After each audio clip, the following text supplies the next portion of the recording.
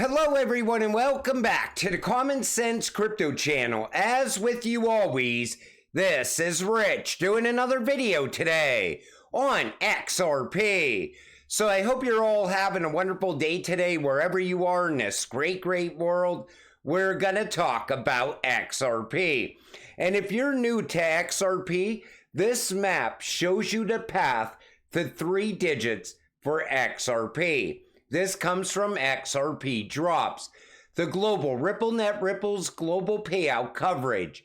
With over 70 plus received markets globally, our growing network of partners facilitates speedy payments across P2P, person-to-person, and B2B, bank-to-bank use cases at competitive pricing. Check out Ashley Prosper's interactive map with a list of Ripple connections from 121 countries. Now, look at it like this. These are the rails that XRP is going to run on. And that's going to happen in the very near future. And every single day, we get more and more announcements about a new rail setting up between these two countries or those two countries. This is the path to 3-digit XRP. This comes from Thinglo. If anyone was in doubt that Velo is competing with Ripple XRP, take a look at the partnerships iRemit has. Velo and iRemit equals Australia to Philippines remittance.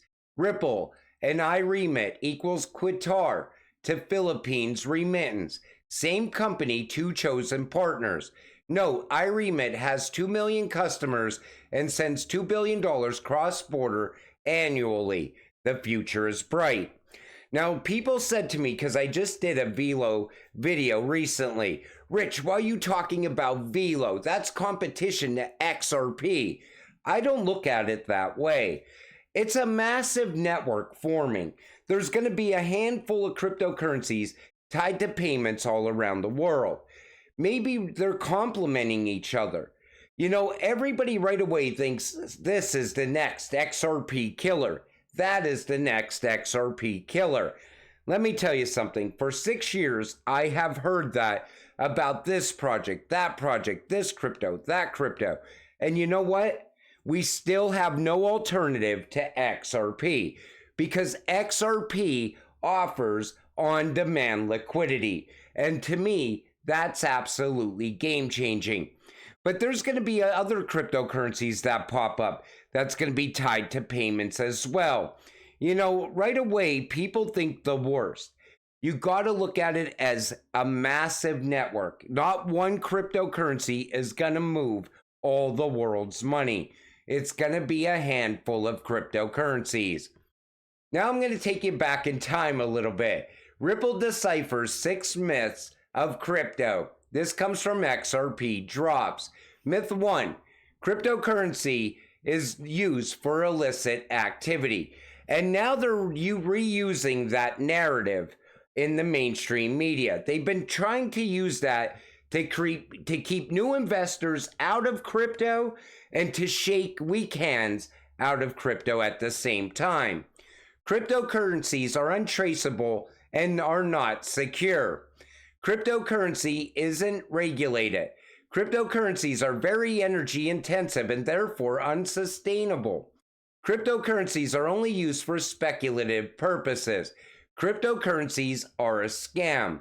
For as long as you've been in crypto, this is what you've always heard, even early on. But you know, when it comes to cryptocurrencies not being traceable, that is bullshit. They know how to trace crypto. How do you think they're finding out about all the illicit activity that Bitcoin's used for? Let me tell you something. Most people that use, they use cash for illicit activity because cash is 100% untraceable. They don't use crypto. I mean, sure, there's small amounts of crime tied to crypto, but there's a hell of a lot more crime tied to fiat currency, to paper money. And crypto is on the verge of regulations this year as well. Times are changing. And cryptocurrencies are very energy intensive. You know, they always said that about Bitcoin. But now that we have newer cryptocurrencies and newer networks that crypto runs on, crypto is going green. And it fits all the narratives that they push all the time. And I can tell you right now, once regulations come, if your crypto isn't green, your crypto will be gone. And that is a fact. That's going to be all the talk inside of crypto regulations. But cryptocurrencies are not a scam. However, there are a lot of scams around crypto. There's people trying to steal your crypto all the time. I'm always telling you to get your crypto off the exchanges because I don't even look at the exchanges as being 100% safe. And if anybody offers you something that is too good to be true, guess what? It's too good to be true. And I still see a lot of you interacting with the bots in the comment section on my videos. I do not talk to people on WhatsApp. That's the first indicator that you are talking to a bot. And then they're always talking about these bullshit cryptocurrencies, that they're the future and blah, blah, blah. Those are also bots. Do not interact with the bots on this channel. I cannot stress that enough. We are too close now. Alt season is coming. I want you to make a shit ton of money in alt season. So keep your crypto safe. But I just wanted to point that out because all the myths around crypto are slowly dying off. You know, the biggest one is the ones that the politicians use to paint crypto as the worst thing that you could ever invest in. That's 100% bullshit. The worst thing you could invest in is the US dollar. That's why I don't hold any US dollars. I hold crypto. My bank account is sad, but my crypto wallet, I'm very happy about that. So Ripple is playing in a different league, something that the Bitcoin cult failed to understand. Take a listen to Brad here. One of the first banks that Ripple signed. So today we have a product in market that's we're releasing version 4. When we launched version 1.0, which is always an exciting time for a tech company, you release a product, it's version 1.0. We launched that product, we were partnered with one of the largest banks in the Middle East, and we went to market and we went live. And we had a call from a very upset Middle Eastern banker saying, wait a minute, people can see my transactions. I don't want people to see my transactions. So look, blockchain is powerful and a public ledger can be leveraged to make transactions, but banks, I mean, if every SCB transaction was written to a public ledger, would SCB be excited about that? The answer is no, I'll tell you very certainly.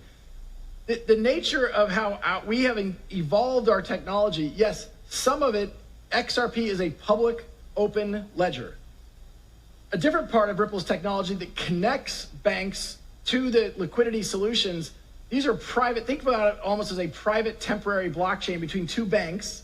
It's cryptographically signing the transaction, holding it in escrow and releasing it at the same time, so you never have a situation where a transaction doesn't complete. But the point I would make is, you know, those who espouse this idea of, look, all transactions should be open, I look at that and I think, you know, that is not the real world. You know, we can talk about the origins, particularly around Bitcoin and to some of the degree other tokens, has been this idea of, hey, we're going to circumvent governments. We don't want the government involved. We're going to circumvent banks. Look, Ripple, we come at it from exactly the opposite point of view. Governments aren't going away. By extension, banks are definitely not going away. We can enable banks to enable an internet of value. If you want to enable an internet of value, you have to connect the repositories of value. The repositories of value are the banks. We want to work with the banks, with financial institutions, with payment providers, with Linlen Pay or PayPal or, you know, fill in blank, to dramatically accelerate the nature of how payments occur today and reducing that friction. So without the banks, you don't get to the internet of value. And the banks are not going to use a public ledger. That's why we have the private ledger set up for the banks.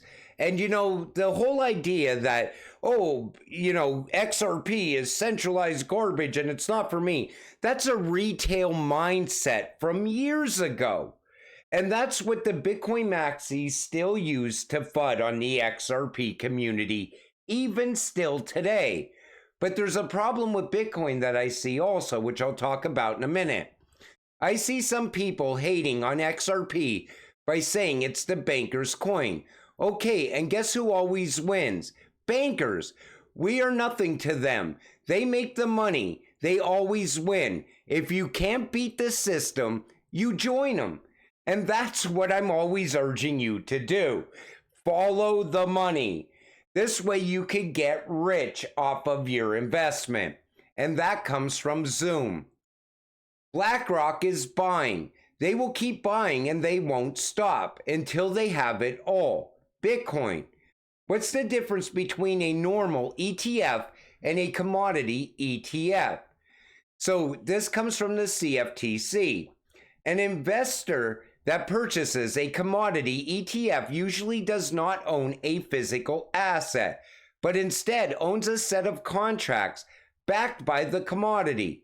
Commodity ETFs are popular because they offer investors exposure to commodities without having to learn how to purchase futures or derivatives. Now, all those ETFs, they are going to end up being tokenized. The real value of those ETFs, those Bitcoin ETFs, are going to end up on the XRP ledger and other networks. And Chad Steingraber's right when he's saying that BlackRock won't stop buying until they own a majority of it. And you see it right here. But who would you rather? This is why I'm always telling you, we don't need an XRP ETF. Do you really want BlackRock buying up XRP? Do you want them controlling XRP? I even think the escrow that Ripple owns is going to end up in the hands of the central banks, and it's going to be tied up and locked up inside of those massive liquidity pools. I think that's the future for all the escrowed XRP. And when they still need more XRP, guess what? As retail is selling, the big institutions are going to be buying it and locking it up in even more liquidity pools. That's how we can get to scarcity around XRP in the future. But BlackRock at some point is going to be able to control everything around Bitcoin. So when the Bitcoin maxis are fighting about XRP being a centralized garbage coin, in fact, what they're holding is already on the path to that anyway, except they have the worst company in the world that's going to end up controlling it, BlackRock. And I think BlackRock is just a Trojan horse for Bitcoin. This also comes from Zoom, and I thought this was great, and I wanted to share it with all of you. It's either Team A or Team B. Team A, the future, XRP, XLM, XDC, QNT, Algo, I'll add IOTA, HBAR, Casper, Nexera in there as well, RLUSD, and USDC. Or Team B, the past, Bitcoin, ETH, and USDT. Which team are you on? You know, the past is eventually just going to disappear, in my opinion. It might not just be gone, but it's going to lose relevance once Team A, the future, really starts to get pushed ahead. And that time is coming. Once utility starts pushing the price of XRP or XLM or XDC, that's it. Everybody's going to be looking at these cryptocurrencies as the future. Because guess what? We are holding the technology of the future. The gap between the rich and the poor is larger than ever, and frustration is growing to be very dangerous levels. This comes from Zero Hedge. You know, right now, the gap between the rich and poor, it just keeps getting bigger and bigger. And everybody's frustrated with it because you go to work and your money doesn't buy you anything anymore.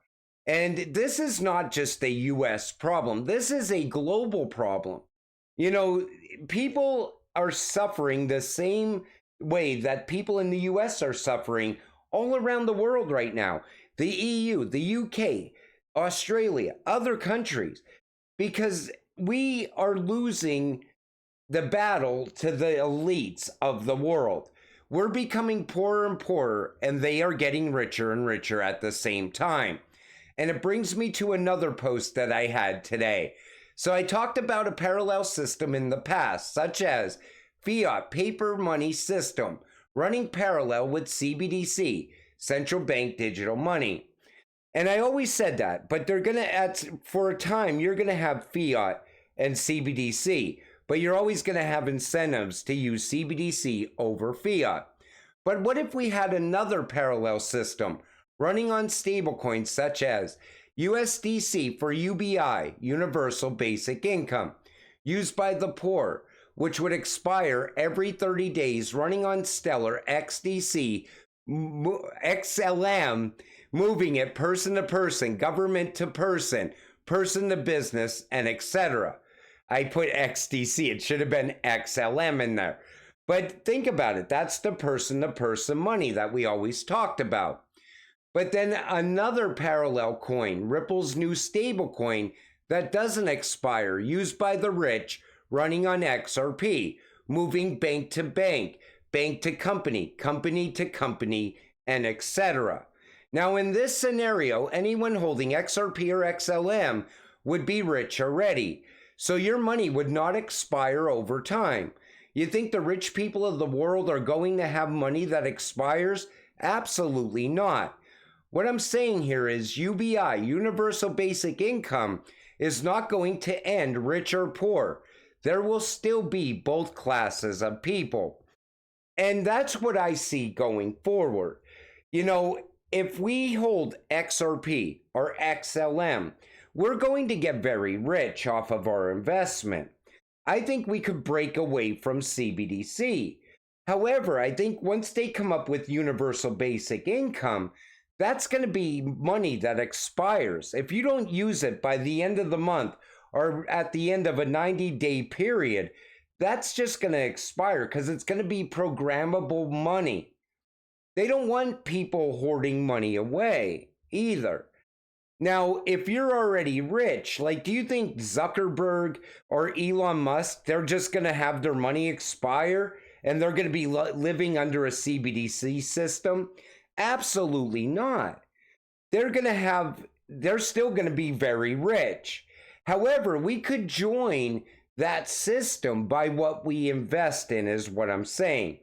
And this is just a theory. You know, I always like to give you things to think about. And I'm always thinking about this. How can we get away from a CBDC system? Because I always looked at the ISO cryptocurrencies as being worth so much money, us getting very rich off of it. Because after all, we are in the fourth industrial revolution, and we can get very wealthy off of our investment. So you're going to get wealthy, cash out into CBDC, and have the money expire? That doesn't make sense either, is what I'm saying. But, you know, I want to know your thoughts on that as well. Put it in the comments section down below. And until it all happens, stay patient, stay positive, and let's get rich together. With that said, I'm going to wrap up this video. I want to thank you all for watching. I appreciate all of you. I'll see you in the next one. Have a great night.